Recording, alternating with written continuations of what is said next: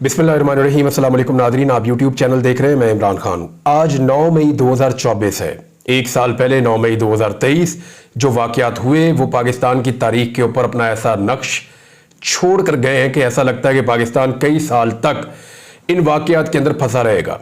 यानी सुबह से लेकर शाम तक जो कुछ भी होता रहा 9 मई को, 10 मई को, और उसके बाद जिस तरह की सूरत हाल बनी और फिर जिस तरह आज तक वो सब कुछ चल रहा है। अभी भी बहुत सारे लोग कैद हैं, कई लोग जो है वो मिलिट्री कस्टडी में हैं, कई लोग जो है वो जेलों के अंदर बंद हैं, कई लोग जो है वो जमानतों के ऊपर बाहर हैं, कई लोग जो है वो केसेस का सामना कर रहे हैं और कुछ लोग ऐसे हैं जो मफरूर हैं। और इमरान खान साहब जिनको पिछले साल 9 मई को गिरफ्तार किया गया था वो फिर बाद में आज़ाद हो गए थे, लेकिन फिर दोबारा गिरफ्तार हो गए और तब से लेकर अब तक वो जेल के अंदर मौजूद हैं। तो पिछला 9 मई भी उनका गिरफ्तारी के दौरान था, हिरासत में था। इस 9 मई को भी इमरान खान साहब गिरफ्तार है। आज का दिन बहुत बड़ा है। एक तो इस हवाले से कि पाकिस्तान तहरीक-ए-इंसाफ ने अनाउंस किया हुआ है कि वो एहतजाज करेगी पूरे पाकिस्तान के अंदर, और जहां पे सूबाई हुकूमतें पाकिस्तान तहरीक-ए-इंसाफ की नहीं है वहां ताकत के साथ उनको रोका जाएगा। दूसरा, टीवी चैनल्स के ऊपर आज जो है वो मैराथन ट्रांसमिशंस भी होंगी और बहुत सारी चीज़ें हैं। PMLN जो है वो कोशिश करेगी कि किसी तरह पाकिस्तान की सबसे बड़ी सियासी जमात को पाकिस्तान की फौज के सामने लाकर खड़ा किया जाए, और इसी तरह का उन्होंने पूरा एक बयानिया बनाया है। मैंने आपको अपने पिछले वीलॉग में बताया भी था। अब एक चीज बड़ी क्लियर हुई है, आज का दिन बड़ा कुछ और हवालों से भी है। एक तो यह है कि ये 9 मई के हवाले से, दूसरा वकला ने पूरे पाकिस्तान में एहतजाज की और हड़ताल की कॉल दी है। इस हवाले से लाहौर हाई कोर्ट में जो जजेस अपॉइंट किए गए थे ट्रिब्यूनल के लिए, ये जो इलेक्शन ट्रिब्यूनल बने हैं ना, इसमें हाई कोर्ट के जजेस होते हैं जो फैसला करते हैं ये इलेक्शन ठीक हुआ है, इसका रिजल्ट ठीक आया या गलत आया। तो वो ये कर सकते हैं, उनके पास ये इख्तियार होता है ट्रिब्यूनल के पास कि वो गलत जीती हुई सीट को सही जीते हुए आदमी को दे दें। पाकिस्तान तहरीक-ए-इंसाफ की जो आखिरी उम्मीद है वो इन जजेस से है, अल्लाह रब्बुल इज्जत से होती है, लेकिन इन जजेस से है कि ये जजेस इंसाफ देंगे और फॉर्म 45 के मुताबिक फैसला देते हुए पाकिस्तान तहरीक-ए-इंसाफ को उनकी जीती हुई सीटें वापस करेंगे। उनका क्लेम है कि उनकी 180 सीटें, जबकि उनको जो मिली हैं वो 90 से ज्यादा है। अच्छा, अब मामला यह है कि आधी सीटें उनकी खाई गई हैं, तो वहां पे भी एक प्रेशर सिचुएशन मौजूद है। और वकला के एक एहतजाज के ऊपर जिस नौयत का लाठी चार्ज हुआ, आंसू गैस की शेलिंग हुई, गिरफ्तारियां हुई, वाटर कैनन का इस्तेमाल किया गया, जो टॉर्चर हुआ, उसके बाद वकला के अंदर बड़ा गमो गुस्सा है और उन्होंने एहतजाज की कॉल दी है। तो देखते हैं कि हुकूमत इससे कैसे निपटती है। दूसरा जो बहुत बड़ा मसला आज के दिन, ये पाकिस्तान की तारीख में पहली बार होने जा रहा है और ये अब तक की बहुत बड़ी खबर है।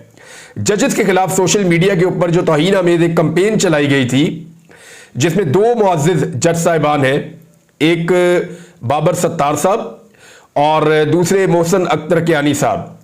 इन 2 जजेस के खिलाफ कंपेन चलाएगी और उनके जो पर्सनल डॉक्यूमेंट हैं जो इदारों के पास सिर्फ मौजूद होते हैं, मेरे आपके पास, किसी आम आदमी के पास नहीं होते। ये जो डॉक्यूमेंट हैं ये इदारों के पास मौजूद होते हैं और ये अमानत होते हैं इदारों में, इनको पब्लिक नहीं किया जा सकता। तो ये डॉक्यूमेंट कैसे कुछ लोगों के हाथ लगे और उन्होंने उसको सोशल मीडिया के ऊपर डाल के इनकी फैमिली की और इनकी पर्सनल लाइफ को सबके सामने रखा, बल्कि उनके ऊपर कीचड़ भी उछाला। तो ये जो हरकतें की गई हैं 2 जज साहिबान के खिलाफ, इसके ऊपर दोनों जज साहिबान ने अपने चीफ जस्टिस को खतूत लिखे। अब हालात क्योंकि बड़े हसास हैं इस वक्त, तो फौरी तौर पे उस पर एक्शन हुआ और 2 लार्जर बेंच बन गए हैं। इस्लामाबाद हाई कोर्ट में 2 लार्जर बेंच बन गए हैं। एक बेंच जो बना है, जो जस्टिस मोहसिन अख्तर कियानी साहब वाला केस सुनेगा, लार्जर बेंच, उसमें जस्टिस आमिर फारूक साहब जो चीफ जस्टिस है इस्लामाबाद हाई कोर्ट के, जस्टिस मियां गुल हसन औरंगजेब साहब, जस्टिस अरबाब मोहम्मद ताहिर साहब इस बेंच का हिस्सा हैं। जो जस्टिस बाबर सत्तार साहब का केस सुनेगा वो बेंच जो है जस्टिस मोहसिन अख्तर कियानी, जस्टिस तारिक महमूद जहांगीरी और जस्टिस इजाज इसहाक खान का बेंच है। अब मामला यह है कि सवाल ये नहीं उठाया जाएगा कि इसने क्या बदतमीजी की, सवाल ये उठाया जाएगा कि इन जजेस का जो हसास डाटा है, जो पर्सनल डाटा है, जिस तक किसी आम शहरी की एक्सेस नहीं हो सकती, इदारों ने या इदारों के अंदर से वो डाटा कैसे निकला और आम लोगों तक पहुंचा, जिन्होंने सोशल मीडिया पे इन जजेस को मजाक उड़ाने के लिए उस डाटा का इस्तेमाल किया। ये काम बड़े लंबे अरसे से किया जा रहा है, कभी तो इसको जाकर ब्रेक लगनी थी। तो यहां पे ये चीज सामने आई है। साइफर वाले केस में भी एक ऐसी चीज सामने आ गई और वो मैं आपको बताऊंगा कि एक्चुअली साइफर वाले केस में क्या होने जा रहा है। आज का दिन बहुत अहम है, बहुत अहम है, स्पेशली इस्लामाबाद हाई कोर्ट में तो बहुत ही ज्यादा अहम है। अब एक तो ये केस है और ये अपनी नौयत का एक तारीखी केस है, और इस केस में जब फैसला आएगा तो बहुत सारे इदारों को बहुत सारी चीजों का जवाब देना पड़ेगा। एक तो ये हो गया। दूसरा एक केस जो है वो साइफर वाला, उसके अंदर भी एक डेवलपमेंट हुई है, वो मैं आपको बताता हूं बाद में। लेकिन पहले आपको यह बता दूं कि जो माफी वाला मामला 9 मई को लेकर पाकिस्तान तहरीक इंसाफ से तकाजा किया जा रहा था, यह तकाजा पीएमएलएन के सहाफी भी कर रहे थे, एस्टेब्लिशमेंट के जो करीब रहते हैं सहाफी जो उनको रिपोर्ट करते हैं वो भी कर रहे थे, कुछ एंकर साहिबान भी कह रहे थे, और कुछ सियासतदान भी कह रहे थे कि तहरीक इंसाफ को माफी मांगनी चाहिए, इमरान खान साहब को माफी मांगनी चाहिए। तो डीजी आईएसपीआर ने भी फाइनली इसके ऊपर यह बात की। तो जब उन्होंने ये बात की तो फिर पाकिस्तान तहरीक इंसाफ का जवाब आया। मैंने आपको बताया इमरान खान का जवाब। अब हुआ यह है कि ओवरऑल एनालिसिस अगर आप करें तो पाकिस्तान तहरीक इंसाफ तकरीबन सारी की सारी, यानी कुछ शादो नादर ही होगा जो ये कह रहा होगा कि ठीक है मामला फहमी से मामला हल कर लेते हैं, वरना अक्सरियत जो है पाकिस्तान तहरीक इंसाफ की, उनके कारकुनों की और उनकी लीडरशिप की, उन्होंने माफी वाली ऑप्शन को रद्द कर दिया है कि माफी तो नहीं मांगेंगे। अब इसमें जो चीजें मेरे सामने मौजूद हैं वो मैं आपके सामने रख देता हूं। सबसे पहले आप डॉक्टर यास्मीन राशिद साहिबा जेल में मौजूद है।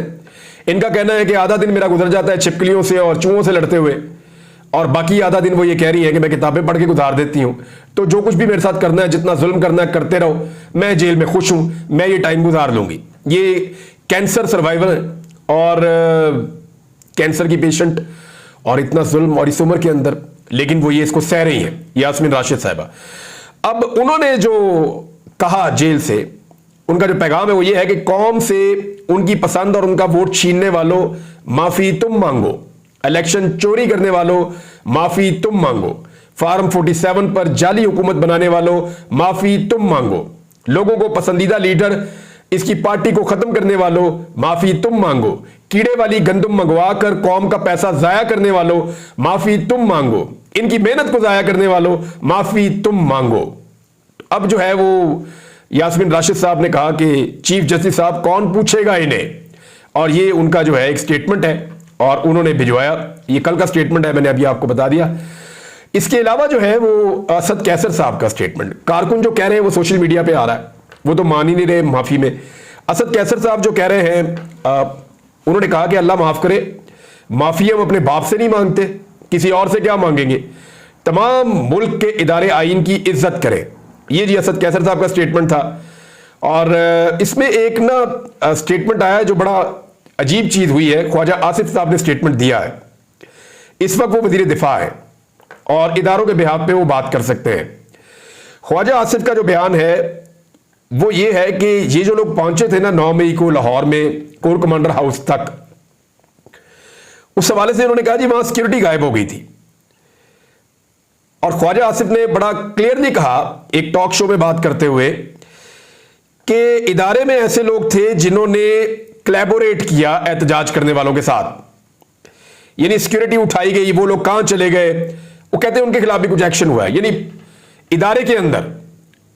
अब ख्वाजा आसिफ साहब, इससे पहले जो स्टेटमेंट था ना वो यही था, इससे पहले सूबाई हुकूमत का भी यही था, पुलिस का भी यही था, एस्टेब्लिशमेंट का भी यही था, हम यही सुनते थे बार बार, जिसमें यह कहा जाता था कि एक्चुअली इसलिए लोगों को नहीं रोका गया कि खून खराबे का खदशा था, अगर लोगों को रोका जाता तो खून बह जाता। पहला स्टेटमेंट ये था और यही हमने हमेशा सुना इसके बारे में। लेकिन पहली मर्तबा ख्वाजा आसिफ साहब ने एक स्टेटमेंट को बदला है। अब वो ये कह रहे हैं कि इदारे के अंदर लोग मौजूद थे जिन्होंने एहतजाज करने वालों के साथ कोलैबोरेट किया, उनको फैसिलिटेट किया ये सारा कुछ करने के लिए, और ये सिक्योरिटी जो है वो डेलिबरेटली वहां से उठा ली गई, यानी सिक्योरिटी वहां से अज खुद हटा ली गई। शेरपा ब्रिज का उन्होंने कहा, फोर्ट्रेस वाले ब्रिज का उन्होंने कहा कि वहां पे सिक्योरिटी मौजूद नहीं थी, और ये बहुत हैरत अंगेज चीज है, हैरान करने वाली बात है। यही सवाल जब बार बार उठाया जाता था तो आज पहली दफा ख्वाजा आसिफ ने इसके ऊपर एक डिफरेंट मौकिफ लिया है, यानी इससे पहले कुछ और कहते रहे हैं, अब इसके बारे में कुछ और कह रहे हैं, और याद रखिए 1 साल गुजरने के बाद कह रहे हैं। महमूद खान अचकदई साहब ने एक स्टेटमेंट दिया, उन्होंने कहा कि पहले मार्शल लॉ लगाने वाले माफी मांगे, फिर 9 मई वाले भी माफी मांग लेंगे।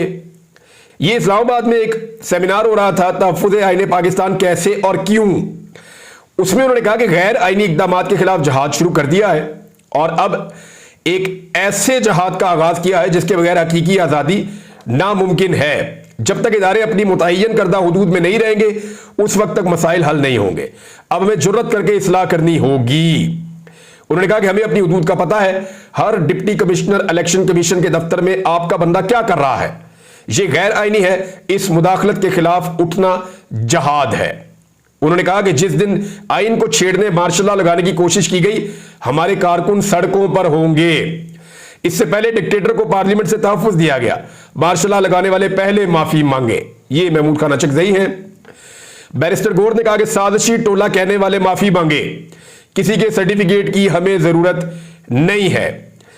और उन्होंने कहा कि कल की प्रेस कॉन्फ्रेंस में फॉर्म 47 की तरह हकायक दिए गए, हम साजिशी टोला नहीं है, इसकी मजम्मत करते हैं। पाकिस्तान तहरीक इंसाफ 180 सीटें जीत चुकी है और ऐवान में हमारे पास 2/3 अक्सरियत है, लिहाजा 7% की बात को दुरुस्त कर लें। और बल्कि साजिशों को बेनकाब करने के लिए हम तहरीक चला रहे हैं, हमें साजिशी टोला ना कहा जाए, हम आइन की बालादस्ती के लिए निकले हैं, हम मुल्क के वफादार हैं, किसी के सर्टिफिकेट की हमें जरूरत नहीं है। खान को किसने अगवा किया? खान साहब बार बार कह चुके हैं मुल्क भी हमारा है और फौज भी हमारी है।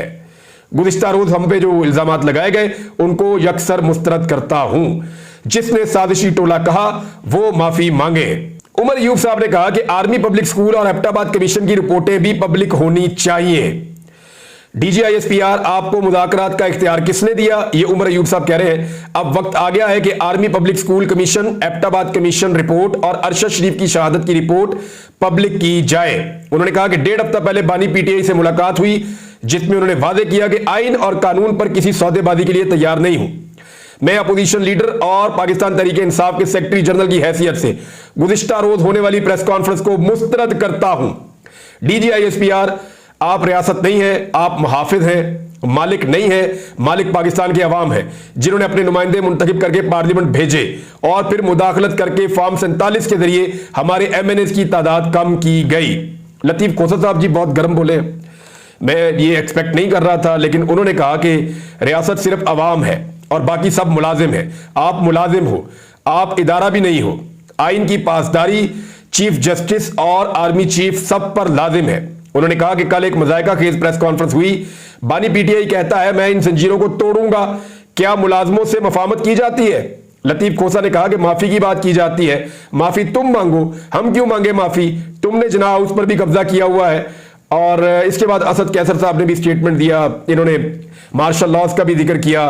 फिर मौलाना मोहम्मद खान शेरानी साहब ने भी 9 मई वाकयात की तहकीकात के लिए जुडिशल कमीशन का मुतालबा किया। जमात इस्लामी ने भी स्टेटमेंट दिया। जमात इस्लामी और फजल रहमान साहब का जो स्टेटमेंट है वो भी मैं आपको बताता हूं कि सेनेटर मुश्ताक साहब ने कहा, एक अखबार में खबर छपी है, धमकियां देने वालों से बात नहीं होगी, तर्जुमान पाक फौज। तो इस पर सेनेटर मुश्ताक अहमद खान कह रहे हैं कि फिर यह हुकूमत भारत से मुज़ाकरात की भीख क्यों मांग रही है, भारत से तिजारत की बातें क्यों हो रही हैं, क्योंकि भारत भी तो धमकियां देता है, तो उससे बातचीत क्यों कर रहे हैं। तो सेनेटर मुश्ताक ने एक नुकता और उठाया है। फजल रहमान साहब ने कहा कि फौज का सियासत में आना हराम है, इसके बावजूद सियासत पर कब्जा वो करती है। फिर फजल रहमान साहब ने कहा कि अगर फौज सियासत में आएगी तो सियासत भी फौज में जाएगी। फजल रहमान साहब भी बड़े गर्म आ रहे हैं आजकल और बड़े सख्त स्टेटमेंट दे रहे हैं, वो भी एस्टेब्लिशमेंट के बारे में, और इलेक्शन में धांधली के बाद वो भी खासे दुखी दिखाई देते हैं। मुशाहिद हुसैन सैयद साहब भी मैदान में आए जी, उनका स्टेटमेंट है अमेरिका की कॉल आने से कबल कैदी नंबर 804 को रिहा कर दें।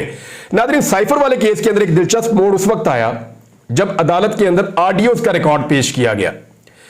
तो जजेस ने यह पूछना शुरू कर दिया कि ये ऑडियोज आई कहां से, ये रिकॉर्ड किसने की। उन्होंने कहा सोशल मीडिया से उठाई है।